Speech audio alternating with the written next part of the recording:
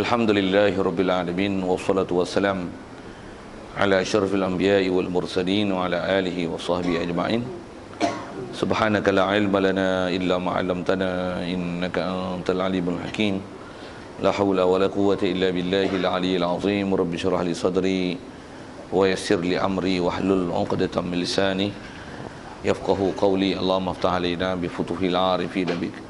Allahumma ja'alna minal ladzina yastami'una al-qawla fayattabi'una ahsana. Allahumma 'allimna mimma jahilna wa anfa'na bima 'allamtana wa zidna 'ilman nafi'a ya rabbal alamin. Qala Syekh Musannif rahimahullah ta'ala wa nafa'na bihi wa bi 'ulumihi fid dharain amin. Kita di muka surat 51. Kita sedang membicarakan sembahyang jamak qasar. Kata musannif rahimahullah ta'ala, wasani an takuna masafatuhu ay masafatu safar ay safari 16 farsakhan tahdidan fil asahi wala tuhsabu muddatur ruju'i minha wal farsakhu 3 amyalin wa hina idhin famajmu'ul farasikhi 48 mailan wal mailu 4000 khutwah wal khutwatu 3 aqdamin wal muradu bil amyal al hashimiyatu. Hadirin sekalian, pertama sekali marilah kita rasakan syukur, terima kasih kepada Allah Taala. Kesyukuran pertama sekali nikmat hidup yang masih Allah Taala beri. Syukur kita hidup dapat Islam. Kita dah Islam sejak pada lahir lagi. Mak ayah kita Islamlah kita. Lebih-lebih lagi syukur kita Allah Taala mudahkan kita dan lorongkan kita ke majlis ilmu. Dan syukur banyak-banyak Allah Taala jadikan kita dengan sebab ilmu yang ada pada kita itu dapat kita benarkan semua ajaran yang dibawa datang oleh Nabi kita Muhammad sallallahu alaihi wasallam, dan kita dalam usaha untuk terus memantapkannya, memperkemaskannya, dan untuk mengisi mana-mana kekosongan yang masih kosong itu, ataupun ada benda yang kadang kita terlepas pandang, yang kadang kita rasa macam dah belajar, rupa tak pernah belajar, rasa macam reti tapi tak reti, dan kita dalam rencana untuk mendapat pengertian itu, insya-Allah syukur banyak-banyak Allah Ta'ala mudahkan kita segalanya itu. Dan dengan dijadikan hati sanubari kita boleh membenarkan semua ajaran Nabi kita Muhammad sallallahu alaihi wasallam itu, itulah dikatakan iman. Syukur kita nikmat hidup dapat Islam, iman. Apatah lagi syukur kita dengan iman Islam itu dapat kita taat patuh perintahnya, meninggalkan larangannya. Syukur di atas nikmat itu yang kalau tengok keliling kita tak ramai yang dapat nikmat itu. Ada yang tak dapat Islam pun, ada Islam pun Islam pakai keturunan. Ada orang Islam tapi tak pernah menuntut ilmu. Ada ilmu kadang tak mau beramai. Beramai pun kadang-kadang ada bab-bab tertentu. Ada yang tak boleh terima semua. Ada pula yang tak boleh terima di hati, bahkan di bangkangnya, di petikainya, apa yang telah dibawa datang itu. Jadi syukur banyak-banyak Allah Ta'ala jadikan kita semua tu Allah Ta'ala lembutkan hati kita untuk menerima dengan tanpa ada apa-apa bangkangan. Syukur juga dalam masa yang sama kesihatan, kelapangan masa diberi, dan dikekalkan kita hidayat taufiknya dapat untuk dapat solat asar berjemaah, dan dengan taufik hidayatnya juga insya-Allah kita memanfaatkan masa yang ada ni meneruskan bacaan kitab kita daripada kitab Fathul Qarib, insya-Allah. Baik, kata musannif terjemah daripada apa baca Arab sekali lalu tu, kata dia, dan keduanya daripada syarat untuk ada kebolehan sembahyang qasar jamak, bahawa adalah jaraknya, iaitu nya tu, nya apa? Nya safar, jarak perjalanan tu 16 farsakh. Baik. Jadi hadirin sekalian, apa yang kita nak masuk ni, kita nak masuk syarat kedua. Untuk membolehkan, dengan ada syarat ini barulah ada keizinan dan kebenaran syarak untuk melaksanakan sembahyang jamak mengikut kaedah Imam Asy-Syafi'i kita. Sedikit kalau kita pandang yang lepas, antara syarat pertama yang telah kita bicara yang dulu, mestilah syaratnya musafir itu janganlah musafir maksiat. Kita bicara dah dulu, maksiat tu sama ada memang maksud dia tu maksiat, ataupun maksiat tu dia maksiat tu dengan sebab dia bersafir itu dia maksiat. Dia panggil maksiat bis safar. Maksiat dia dengan sebab musafir itu dia maksiat dah. Kita dah bicara ada beberapa perkara dulu. Berbeza dengan maksiat bis safar. Saya saja sebut itu, lambung balik yang dah lama, yang tak pernah mengaji, dengar elok-elok, tak faham, tanya mereka yang dah belajar. Yang nak belajar dengan elok-elok nanti, Dan pengajaran sikit yang kalau tak datang hari tu, lain kali jangan tinggalkan pelajaran. Okey. Saja kadang-kadang kena sepak juga awal-awal kan. Pasal kadang-kadang kita mengaji ni dicuai tu. Kita ingat mengaji agama ni siapa-siapa pun boleh pandai. Mula nak bubuh ayat faham. Ayat kasar-kasar awal ni, taik kucing nak boleh pandai. Budak-budak main sekolah hari-hari tu pun tuan-tuan, hari-hari buat beg dengan buku tulis. Main sekolah hari-hari pun duk bodoh lagi. Itu budak-budak yang masih fresh lagi pemikiran dia. Kita ni dengan macam-macam kerenah, macam-macam benda kita duk fikir dengan anak bini makan ni, minyak naik, kangkung dia turun. Sikitlah lawak-lawak itu. Belajar pun macam nak tak nak, habis tu nak pandai tiba-tiba je. Jangan duk buat magic ni tu. Tak magic benda ni. Ni tak mengaji duk bodoh tu, takkan fahamnya. Baik. Sikitlah itu set induksi untuk masuk pelajaran. Okey. Jadi yang kita nak beradab betul-betul hari ni, insya-Allah kata dia. Dan kedua daripada syarat untuk ada keharusan boleh jamak qasar ni, dengan bahasa lainnya ada keharusan boleh dapat kemudahan, dapat rukhsah ketika bermusafir, mestilah bahawa adalah jaraknya. Jarak apa? Jarak safar. Dia kata iaitu tu nak huraikan nya, jaraknya, nya apa? Nya safar. Safar tu terjemah bahasa Melayu tu perjalanan lah. Jadi jarak perjalanan tu adalah 16 farsakh. Farsakh ni kita Melayu tak pakai ukuran ni. Bahkan antara bangsa tak biasa dengar pun. Macam mana pun kita baca dulu, kita tengok apa huraian. Macam mana pun istilah syarak yang telah dipakai sejak pada zaman dulu, unit yang dipakai ialah unit farsakh. Baik. Farsakh ni kata dia dengan kata 16 farsakh tu dengan tahdid. Ambil bahasa istilah lalu saya kita tengok berapa jarak tu. Apa tahdid ni? Tahdid ni maksudnya tepat. Saya istilah Arab ni kalau kita belajar kitab ada istilah-istilahnya. Kadang-kadang ada bab-bab tertentu yang dia nama takrib. Ada istilahnya tahdid. Istilah takrib tu lebih kurang. Tahdid ni tepat. Pasal sedikit kalau saya kata tepat tu kenapa? Dan memang bahasa tahdid tu tepat. Kerana kalau kita lihat dengan apa yang zaman ni ada, itu juga dengan nisbah zaman dulu. Khususnya kalau kita sebut jarak ni adalah bab measurement, jarak. Jarak ni nanti kalau dengan kita unit metrik ni meter, kilometer lah kan, macam tu kan, milimeter, sentimeter. Dulu kita gunakan inci, kaki, tu yang jadi batu dan sebagainya. Jadi unit dia tepat kan. Dia ada unit standard, piawaian dunia. Yang ni unit-unit dia memang tak lari lah. Dan kalau kita lihat daripada apa yang telah dibuat oleh ulama fiqh kita ni, ulama dah sekarang berapa ratus tahun lepas Rasulullah ni. Jadi maksudnya benda tu dah disuka dengan tepat oleh ulama. Satu disebut dengan bahasa tahdid. Jadi dah menunjukkan bahawasanya orang dulu dalam masalah ukuran ni tuan-tuan sangat pakar. Satu bila sebut 2 qalah, jarak misalnya 2 marhalah, yang selalu kita pakai 2 marhalah lah. Macam mana pun 2 marhalah tu untuk istilah unit yang dipakai dengan kiraan yang dulu dah dipakai guna tu parsah lah disebut. Saya nak sebut dalam bahasa tahdid tu. Tahdid maksudnya tepat. Tambah pula kilo yang unit lah ni yang pakai letak aja, kita tak baca, dia baca. Dia tolong baca untuk kita. Tapi kalau bateri tak ada, saya will juga kawan tu.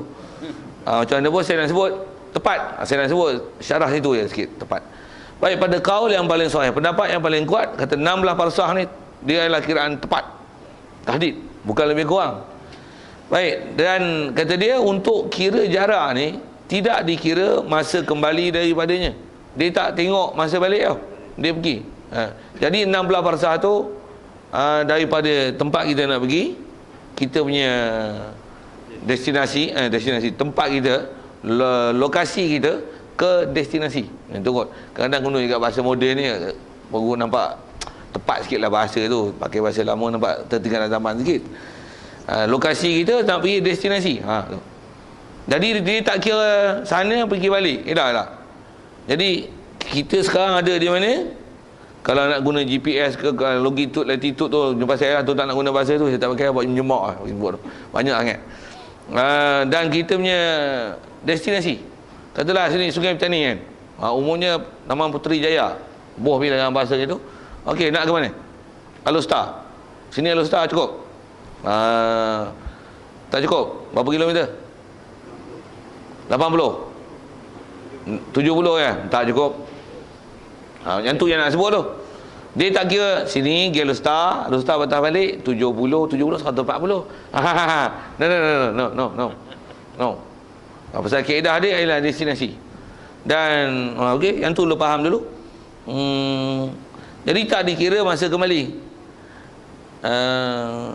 Dan satu parsa adalah 3 mil. Dia kata satu parsa adalah 3 mil. Mil ni kalau terjemahnya ke bahasa kita batu lah. Dan mil ni bukan batu British tu.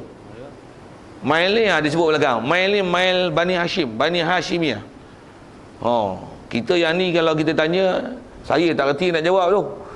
Pasal kita tak hidup zaman tu, kita tak tahu ukuran-ukuran unit tu. Macam kita belajar gantang Malaysia, bukan gantang Baghdad. Kita tak hidup zaman Baghdad. Unit pula tu jenis bersukat. Kita pun tak ada simpan mana contoh sukat gantang. Nak kira jarak. Tu kata besi yang ni yang kata mengaji kena salah silah. Mesti ada sanad. Ngaji tak bersanad tu yang merapu, macam golongan merapu lah ni, yang macam saya duk sepak selalu tu. Tuan-tuan tak faham tu tanya lain. Baik, jadi satu parsah 3 mil. Mil tu terjemah mudah batu lah. Kalau tak guna mil batu pun sebut mil, 3 mil. Jadi asal dia sebut 16 parsah. Jadi kalau satu parsah adalah 3, jadi 16 kali 3 lah untuk kira mil. Boleh kot? 16 kali 3 berapa? 48. Betul? 6, 12, 18. Betul? Ke 58. Betul? Main semua main otak Jepun ya. Okey. 48. Baik, jadi kalau gitu, ni kita baca hak dia dulu. Ketika itu kata dia, maka himpunan semua parsah adalah 84 mil. Silap tu. 84 mil, 48 mil. Kitab ni pun terjemah, dia pun ngantuk kot. Arab betul. Arab sama dia tun warbauna. Sama dia tu betul. 8 dan 40. 8 dan 40 tu dia terbalik tu. 8 dan 40 mil. Bahasa Arab macam tu, 8 dan 40. 8 and 40. 48 Okey, siap. Jadi ada tertinggal lah, macam mana pun terjemah tu kalau bahasa Melayu pening sikit tu. Bukan 84 mil tapi 48 mil. Ni pun kitab pula. Kitab pun boleh silap tu. Saya kata mengaji, kalau ada benda yang tak ada dalam dada, baca gitu pening. Baik. Macam mana pun 1 mil 4,000 langkah. Kalau tuan-tuan nak buat assignment, buat sini. Sinilah assignment dia. Kalau tuan-tuan nak buat assignment lah, buat PhD ke, buat master ke, tentang parsah saja. Pergi. Berapa dia? 1 mil 4,000 langkah. Tuan-tuan jalan 4,000 langkah. Una rendam, una nala, pakai mesin ke. Kira betul suka. Kalau tuan-tuan boleh pakai yang smartphone yang power punya, tengok koordinat, jalan 4,000 langkah, set lah berapa kita punya longitude latitude tu. Kita punya longitude latitude lah kan. Tengok dia punya tu berapa nanti, tengok jarak. Sikitlah saya sebut benda-benda moden ada tu, tak faham pun diam je. 1 mil ialah 4,000 langkah, dan 1 langkah 3 tapak kaki. Tu unit standard dia. Dia tak boleh langkah boya, langkah naga, langkah berlari, tak boleh. Dia langkah standard lah melangkah. 1 langkah berapa? 3 tapak kaki. Tu try tengok, suka kan? Macam mana pun tuan-tuan, sikit saya nak sebut ni. Yang ni kita baca kitab tau. Nak buat tu tuan-tuan pergi buat. Nanti saya tak cadang nak suruh buat tu. Saya pun tak pernah sukat. Pasal benda tu sukatan ulama' dah buat. Macam mana pun ada ulama' kita dah sukat. Sangat tepat tuan-tuan. Apa saya nak sebut ialah, ada kitab-kitab kita, tambah kita tengok kitab-kitab besar, dia siap sebut 1 langkah 3 tapak kaki. 1 tapak kaki tu dia akan sebut berapa-berapa. Antaranya disebut 1 tapak kaki, saya tak apa ingat ni. 1 tapak kaki tu dia akan sebut berapa biji gandum. Gandum tu kalau kira. Berapa biji gandum. Jadi kira lah berapa biji gandum. Jadi tuan-tuan nak buat assignment, sama ada tuan-tuan nak kira dengan tapak kaki, tuan-tuan nak kira dengan langkah, tuan-tuan nak kira biji gandum. Pula tu ambil gandum grade apa?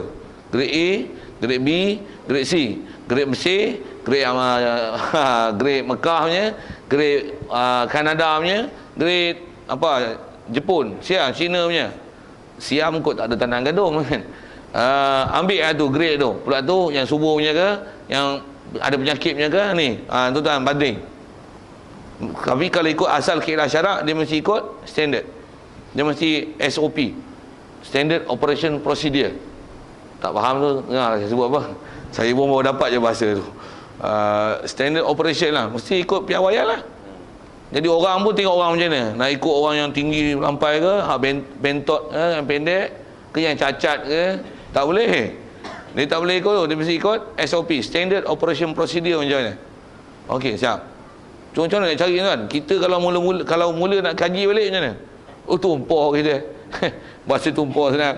Baik, kemudian dia kata pula, mail ni jaga, jangan mail batu, kira batu zaman dulu, zaman British ni.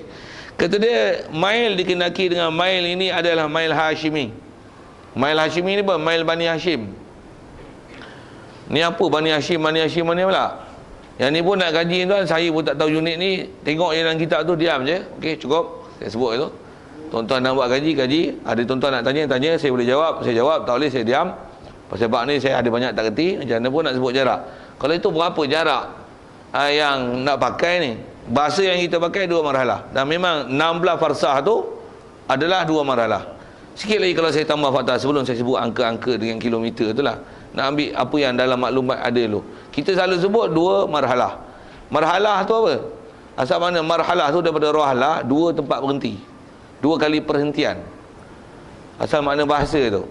Yang ni disebut dengan farsah. 2 kali perhentian tu pun nak kira macam mana? 2 kali perhentian dengan seseorang bersapih naik unta. Unta taklah kosong, tak pula beban yang melampau, standard barang yang dia bawa.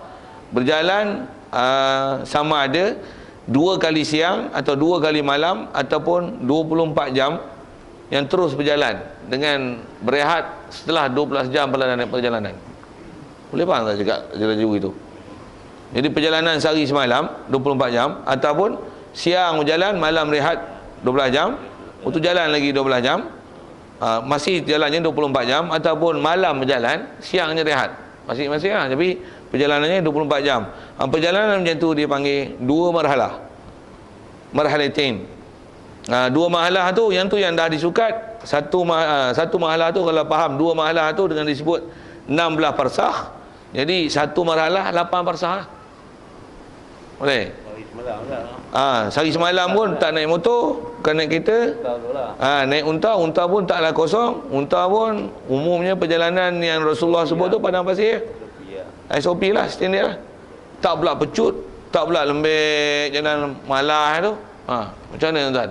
Nak lihat perkadaran tu. Dengar Islam kita ni bukan 2-3 hari, ulama dah kaji siap. Mereka pula orang yang memang hidup zaman tu dah berkira siap tuan. Okey, siap. Saya sebut macam tu je lah untuk maklumat. Kemudian berapa jarak yang tu nak pakai pun. Cuma lah ni dah siap kan. Dah siap. Tuan-tuan selalu dengar apa? Saya dengar tuan-tuan je dulu. 92 lagi? Memang duk dengar 92. Ada angka lain?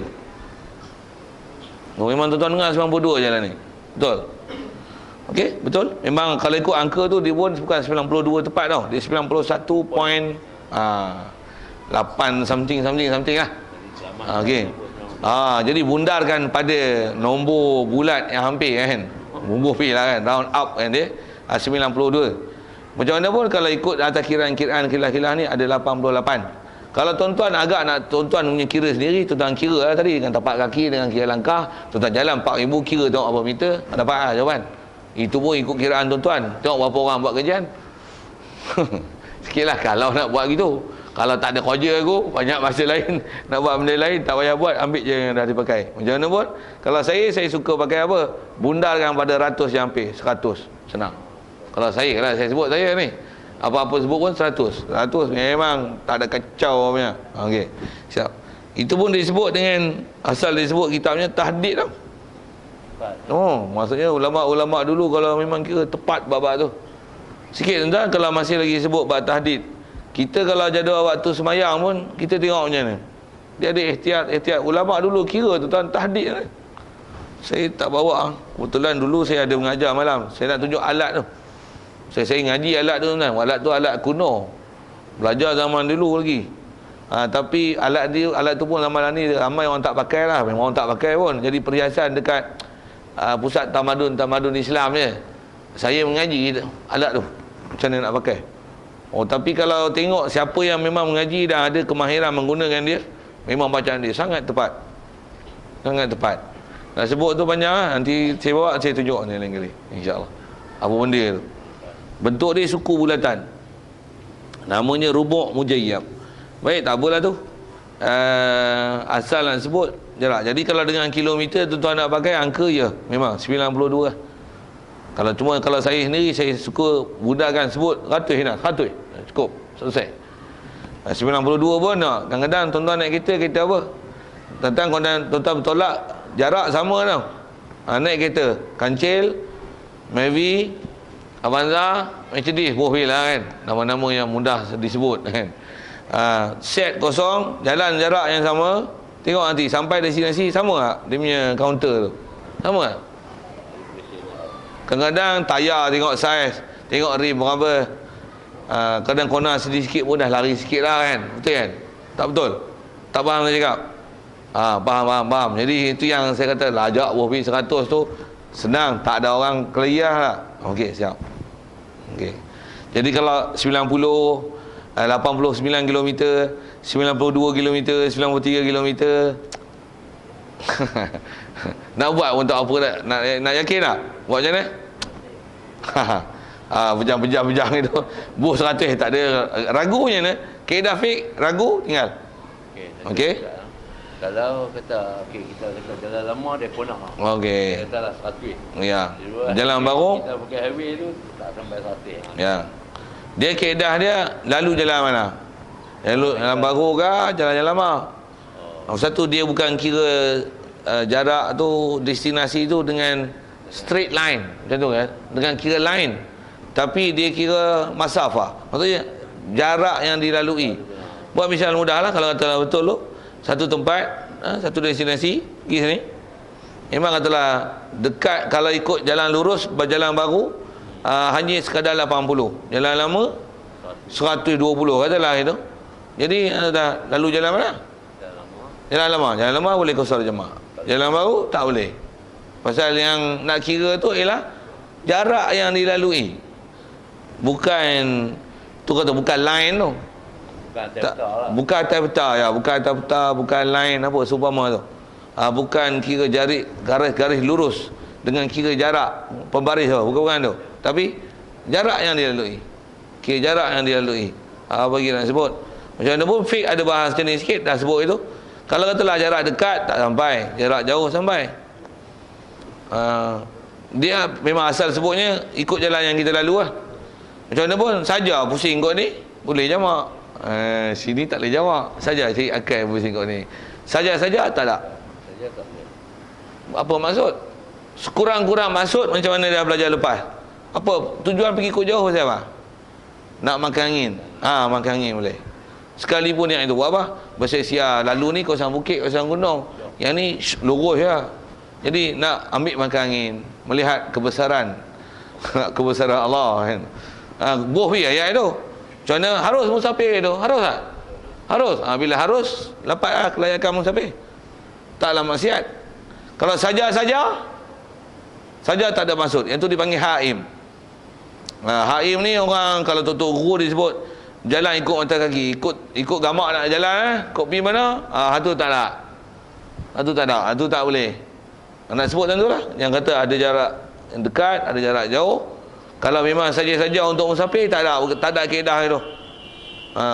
Macam mana pun kalau atas kaedah fiknya, betul macam mana nak bagi boleh? Ada sekurang-kurang maksud. Kalau dah ada sekalipun sah untuk jalan ikut jalan jauh, untuk ada kemudahan musafir. Itu yang sekurang-kurangnya makan angin. Kurang-kurangnya nak pergi ambil air bukit, ada air mineral di situ. Kurang-kurangnya pergi rumah mak menekan ada di situ. Singgah pun apa, hantar barang je pun. Ada baju anak dia tinggal itu masa pergi rumah kita, nak pergi hantar barang je pun. Atas maksud itu je. Pergi jalan tu, jarak dia sampai untuk 2 mahalah boleh jamak, silakan. Tapi tak ada. Okey. Kita bincang jarak tu. Ada soal tu. Rasa angka dah sebut. Sekali lalu tentang jarak jauh tu. Ya. Katakan jalan lama, okey. Kita nak masuk jalan baru, kena tol mahal. Kita tak mau keluar duit tu. Ya. Boleh? Keharusan tu ada. Sebab kita Tambah pula tol pula kalau istilah fiqahnya ni. Tol pula bukan tanah dia. Dia tahan. Betul dia minta bayaran, tu penyamun. Dengar ayat saya sebut ni kan. Pasal bukan tanah dia. Kalau tanah dia, orang lalu dia minta bayar, tu hak dia. Dia boleh minta sewa orang lalu. Tu boleh. Itu memang hak fiqah dah. Tapi penjamun ni pasal apa? Bukan dia punya. Tapi dia tahan orang, nak lalu dia minta duit. Itu apa tu? Itulah qati'ut tariq dalam fiqah. Qati'ut tariq, pasal kita tak disuruh bersubahat kan. Macam mana pun terpaksa lalu, terpaksa bayar, memang tak reda satu hal. Tapi nak kata kita ngelak pergi jalan jauh tak bayar tol, boleh? Nak sebut tak boleh ke? Ya. Memang boleh, tak ada masalah. Tuan-tuan nak tanya penyamun panjang pun tanya, tak tanya saya tak urai. Saya bukan ajak buat penyamun. Tapi penyamun tu kan dia nak bayarlah kat pampasan kat orang yang tanah tu. Buat tanah tu. Yang kan sebelum dia nak buat tu dia bayar. Tu jadi hak tu lah tu. Yang tu pun dia kena ngaji bab muamalat tu. Sikit kalau dah tanya gini. Pasal kaedah fiqah dia, siapa yang tuan milik tanah? Nak sebut tanah milik tanah. Pasal siapa yang tuan milik tanah? Bila tanah tu dia punya, hak dia lah. Orang nak bagi dia nak bagi masuk, orang tak bagi masuk. Tu fiqah masih faham tu. Jadi kalau tanah dia pun tapi dia bagi orang masuk, perilah. Bila orang dia tak bagi orang masuk, kena bayarlah. Berapa nak bayar? Berapa dia nak minta, dia minta. Kalau kita tak nak, lalu ikut jalan lain yang tak kena bayar. Tu kaedah dia. Kalau ada orang lain gedik-gedik, dia nak pergi duduk tanah orang tu, dia nak minta bayar. Padahal tuan tanah tak minta bayar. Ni. Fiqah macam mana? Apa menyebut ni? Kalau dari segi pemerintah yang kalau dia prihatin dengan apa yang kemudahan rakyat, ni buat apa ni menyusahkan orang, tuan tanah pun tak gaduh minta, hang gedik-gedik nak minta. Sepak ke? Nak sebut apa? Inilah syarikat-syarikat yang ada kan, macam insurans pun tak ni, insurans tak ni. Menyebut aksiden, orang yang buat salah dia lah kena bayar siapa yang menyebabkan kemalangan tu kan. Dia pula jadi pihak ketiga, tak apa tuan-tuan aksiden tak usah bayar apa-apa, kami akan jamin tuan-tuan punya masalah apa-apa. Tadi bayar kat kami, ambil package mana nak, setiap bulan bayar macam ni, setiap tahun ambil renew ya, bayar tak kena lebih lah. Kena lah, tak usah pedih kepala, kami tolong bayar. Macam mana? Ni siapa kaki menyebok ni? Sepak lah. Saya nak ajak orang tu sama tu. Muamalat kita syarak syiah bahas, tapi kena ngaji bab tu. Ngaji bab tu. Kita lain masa bila tu tak tahu saya. Ada kesempatan kita jumpa, tapi saja nak lambung isu tu, kaedah fiqh kita yang tu. Kita kaedah muamalat. Macam mana buat saya jarak tu ada penyamun tu, kau nak kau lain. Okey, siap. Lain kalau ada, masih cepat jarak.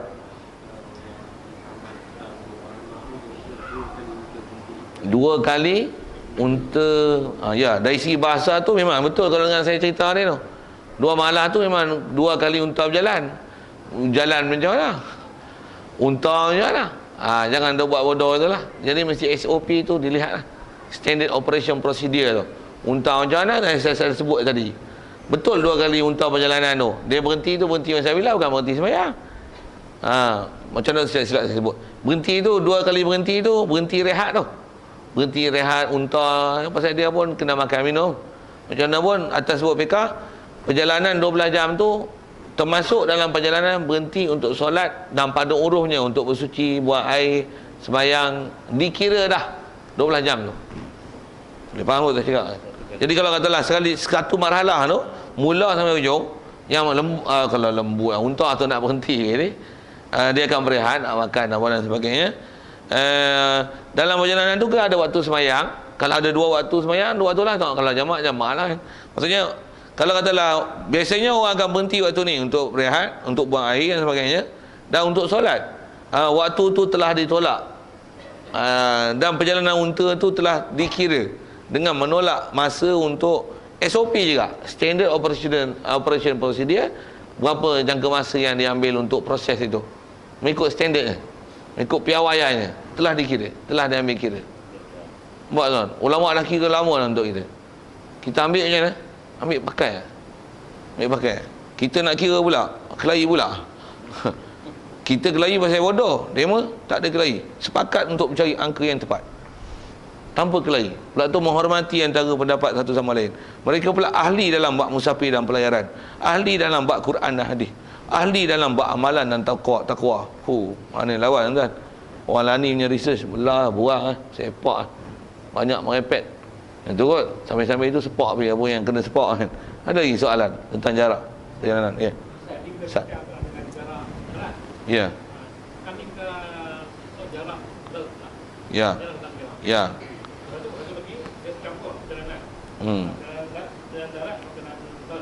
Contohnya Turki. Ya. Turki antara Rafah tu orang yang betul di Istanbul. Ya.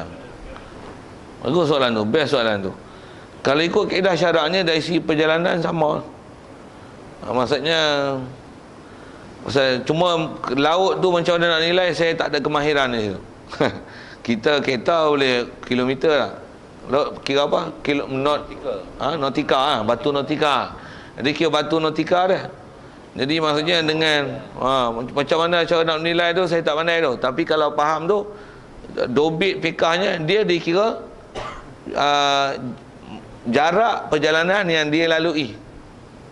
Istilahnya jarak perjalanan yang dilalui. Jadi kalau katalah dengan laut, gelombang dan sebagainya, sepatutnya dengan kadar itu dah berapa kilometer yang dilalu. Saya tak pandai tu nak sebut tu. Unit adalah sebut batu nautika. Nak bagi huraian tu saya pun tak tahu. Yang tu kena tanya ahli dia dari segi macam mana tu. Tapi kalau asal dobit, kita bicara destinasi dan jarak yang dilalui lah.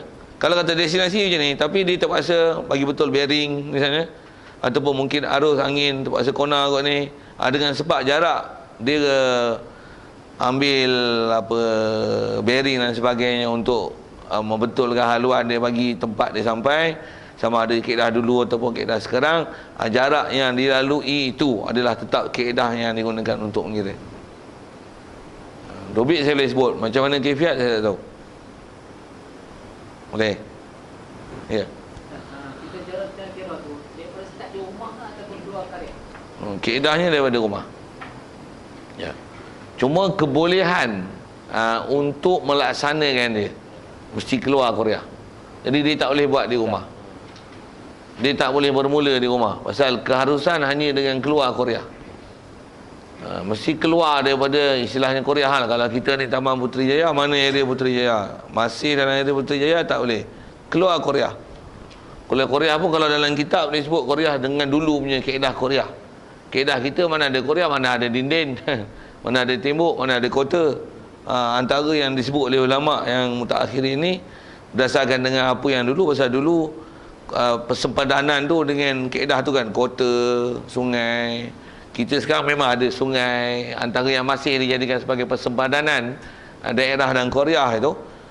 Untuk yang tak ada sungai apa tu, mengikut mana yang telah diputuskan oleh pemerintah lah untuk persempadanan.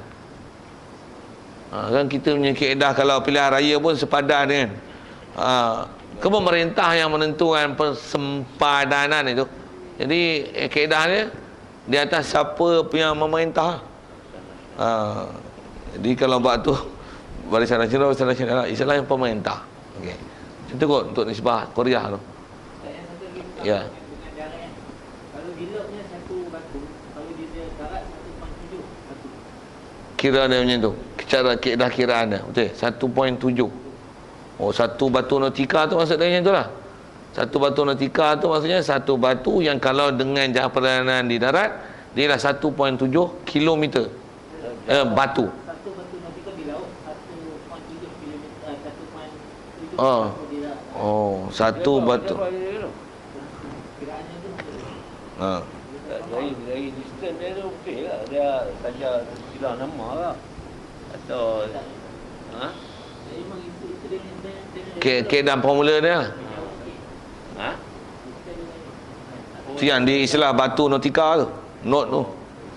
Tu saya tak pandai. Terima kasih atas maklumat tu. Best tu. Macam mana pun kena tanya ahli kan tu.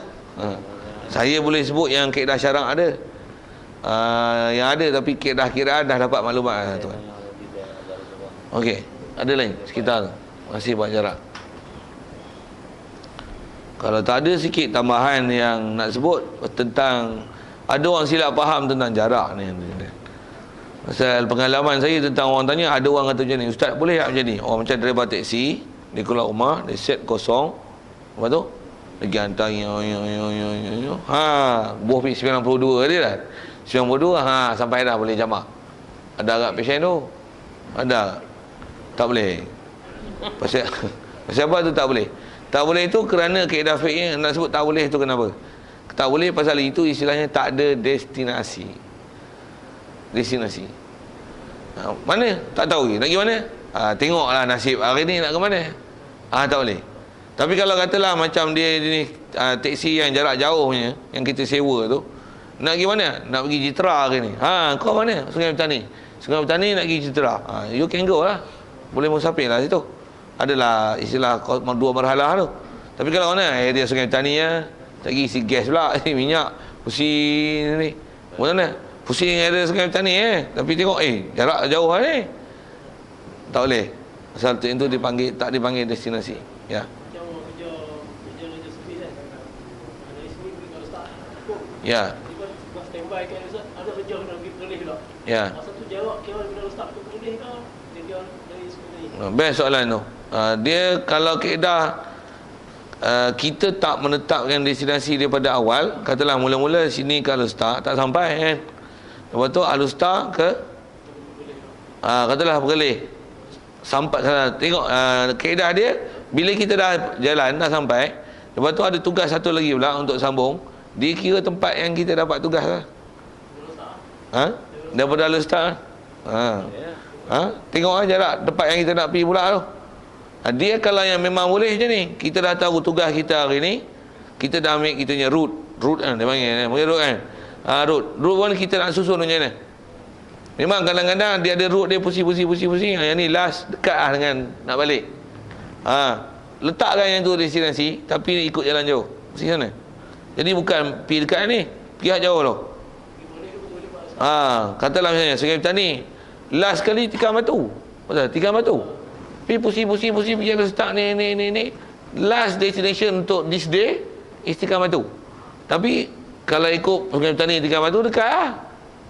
Tapi dengan yang kita route yang jalan tu, dengan servis yang kita nak kena buat tu, Tikam Batu tu dengan perjalanan tu, pasal apa pula? Bukan saja-saja tu jalan jauh saja tu. Tu istilah jalan jauh tu. Dengan Tikam Batu tu sampai jarak ada 92 ni. Boleh Jadi awal-awal kita dah letakkan destinasi tu. Yang tu syarat antara yang disebut oleh ulama kita untuk bagi boleh. Jadi destinasi tu saya begitu. Point tu begitu. Kalau kita keluar memang pergi macam tu juga tapi tak ada istilah destinasi. Pergi mana? Pergi sebis asal tak pergi apa habis dulu. Pergi sebis. Pergi mana ni? Pani pula. Untuk pergi mana? Pergi pula. Lepas tu pergi sambung. Pergi mana? Pergi sambung dia tak boleh sebut tu. Dia tak ada matlamat tu. Istilahnya tak ada objektif, tak ada hadaf, tak ada destinasi akhir. Nak pergi mana tu? Tak ada tu, tak ada. Tambah pula tengok tu. Nak pergi mana pula? Panik pula nak pergi mana pula? Tengok dulu tak ada. Yang tu tak ada istilahnya haim. Orang yang tak ada destinasi. Tu teksi haim. Kereta sewa haim kalau yang jenis dekat-dekat ni. Jenis buat servis macam ni haim. Dia on-call ni kita tunda ke apa? Haim. Itu istilahnya orang yang tak ada destinasi. Kalau sikit saya orang selalu tanya kadang yang geng tabligh ni. Dia memang daripada jauh pada Kuala Lumpur main Sungai Petani. Di Sungai Petani ni duk pergi masjid surau ni boleh jamaah. Kuala Lumpur main Sungai Petani memang boleh. Tapi dah Sungai Petani ni hampir mana? Pusing ada Sungai Petani lah, masjid surau pusing. Kalau dia memang tak ada route dia siap-siap yang dia nak letak destinasi sampai Sungai Petani habis lah. Duduk pula lama sebulan 40 hari. Tak boleh sampai tak ada. Sekali lalu sebut tu. 3 hari kot. Dia 3 hari tu nak kena tengok ni nanti sampai lagi. Tak sampai tu. Sampai. Tu pun kena faham elok tak. Banyak orang silap kat tu. Ya. Tadi kita bagi ustaz tak boleh. So kita sekarang ada dekat boleh. Boleh pasal ustaz ada sendiri kita nak balik. Ya, best. Jadi mula kita macam ni. Pergi Ustaz, tu kena servis. Boleh. Sekarang boleh. Mana? Terus nak pergi balik Sungai Petani. Jarak cukup. Boleh Sungai Petani. Ya, boleh ada kemudahan musafir. Best. Satu dia kita ni yang tu yang kena faham fiqh tu. Ada ketika boleh, ni tak boleh. Boleh, tak boleh. Boleh, tak boleh. Tengok sepadan lah. Tengok hal yang ada pada kita. Kadang-kadang kita yang ni katalah asalnya kita tak ada destinasi lah. Katalah teksi pun bawa sini. Lah petang nak balik rumah, ya duk boleh je. Orang nak balik Sungai Petani. Tambah pula ada 2 stesen. Sungai Petani kan nak balik. Bopi 2 stesen. Bopi lah kan pasal itu kan. Kan malam situ lah tak mau balik lah. Tengah malam duduk situ. Esok pagi tengok rut mana pula dah ada rezeki sana. Tu masalah rezeki tu Tapi kita bicara esok nak pergi mana pula.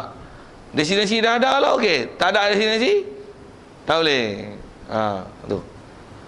Yang tu dia punya CP yang ada dalam fiqh untuk kebolehan nak boleh qasar jamak tu. Ada lagi sekitar tu. Ya.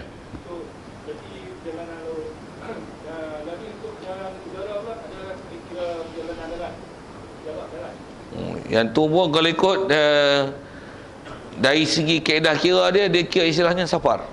Maksudnya perjalanan. Cuma kalau laut tadi ada batu nautika, udara safar dah biasa jadi pilot nak kena tanya tu, dia kod ada unit tu kan. Tak tahu, tapi kalau faham tu destinasi lah. Jadi kalau katalah kita sini nak pergi Mekah, transit kat mana? Kalau ada transit tu, jalan transit lah macam mana pun. Dia diikut kapal terbangnya, safar tu. Naik tu kat tu pun ada benda yang kita terlepas pandang buat tak tahu benda tu kan. Tapi kalau jarak tu memang mestilah, cuma tambahan. Mana ada punya dekat tu naik terbang jarang. Macam mana pun kalau faham tu, kalau katalah ni nak pergi atas tu kan. Tu nak kira Newton tarikkan apa-apa tu saya tak pandai tu. Habis-habis tak reti macam mana? Tak payah jamaah macam tunai dah tak reti. Pasal nak sebut gini, pasal kaedah fiqah dia macam ni. Bila ada benda yang pasal asal hukum memang jelas. Hukum asal sembahyang yang memang zuhur 4 tu memang jelas lah. Dia hanya ada keharusan bila memang ada yakin ataupun zon, cukup syarat untuk ada kemudahan syarak baru boleh buat. Bila tak tahu kaedah macam mana, balik hukum asal. Nak sebut tak tu kita ni bila tak tahu, jangan terhadap buat apa benda yang tak ada ilmu. Kaedah dia macam mana? Jahil mengaku bodoh sana, tak tahu, balik hukum asal, buat je sembahyang dalam waktu. Siapa tak petikai? Tu nak sebut kaedah, tu kaedah syarak kita. Kaedah. Saya pun macam tu lah, yang saya reti ni, yang tak reti, balik kaedah saya, mengaku bodoh. Wallahualam, bodoh. Memang tak tahu, nak kata apa. Mengaku pandai lagi, nampak bodoh dah. Okey, ada lagi sekitar tu.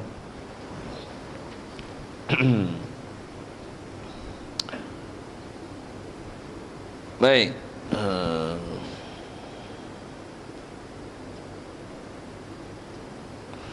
Dan yang ketiganya, syarat untuk boleh jamak qasar ni, bahawa yang mengqasar, kalau ikut asal kita qasar ni, wasalis an yakuna al-qasiru muaddiyan li salati rubaiyah.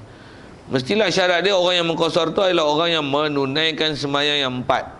Sembahyang yang memang 4 dan sembahyang tunai. Sembahyang tunai je yang boleh qasar. Tu asal hukum. Baik. Ammal fa'itatu hadaran fala yuqda fihi maqsuratan wal fa'itatu fi safari tuqda fihi maqsuratan la fil hadari. Okey. Jadi asal yang sebut sembahyang yang 4 saja boleh qasar, bagi 4 jadi 2. Pula tu mesti sembahyang tunai. Baik, sembahyang qada macam mana? Ada pun sembahyang yang luput. Luput ni sembahyang tak bahasa kita panggil sembahyang qada lah. Sembahyang kita pernah tinggal dulu. Sekarang kita musafir. Boleh tak kita duk qada tu masa duk musafir? Dah musafir qada dulu, kita buat dua. Ni duk musafir. Tuan-tuan gelak tu ada benda yang tuan-tuan sense bagus tu. Okey. Ada kata macam ni. Memang fiqah cantik lah tuan-tuan. Semua ulama kita bahas lah. Ada pun sembahyang yang luput pada hadir. Jadi luput ni masa dia hadir. Hadir ni maksudnya dia tak musafir dulu. Dulu masa dia duduk rumah, duduk kampung, duduk kerja apa, tak sembahyang. Ni duduk musafir tapi baru insya dapat hidayat nak qada. Yang tu dia tak boleh qada dalam keadaan ringkas jadi 2, tak boleh. Pasal dia kena tengok kaedah dia tinggal dulu masa bila. Kalau dulu masa hadir, tak boleh lah nak qada dalam keadaan bagi jadi dua, tak boleh. Satu. Maka tidak boleh diqada pada safar dengan dikosarkan. Baik. Dan yang luput pada masa safar pula macam mana? Yang ni luput juga qada, tapi masa musafir dulu. Musafir dulu memang tak pernah sembahyang. Musafir memang masuk bagus, tapi musafir tak sembahyang. Jadi nak qada lah ni. Nak qada tu masa bila? Kena tengok tentu lah. Kalau qada duk musafir, dulu pun masa tinggal tu duk musafir, satu boleh qasar. Kalau ni nak qada tapi tak musafir, tapi dulu tu yang tinggal masa duk musafir, tak boleh juga untuk qasar. Syarat dia mesti musafir pun boleh qada bagi tepat sana. Pasal syarat musafir tu tak ada untuk kebolehan di qada, jadi untuk jadi buat dua. Jadi kalau dulu walaupun ditinggal dalam keadaan musafir, lah ni bila nak qada, hang musafir tak musafir. Kalau tak musafir, hang tak boleh buat dua, hang kena buat empat. Dengan sipirnya tu. Jadi yang luput pada masa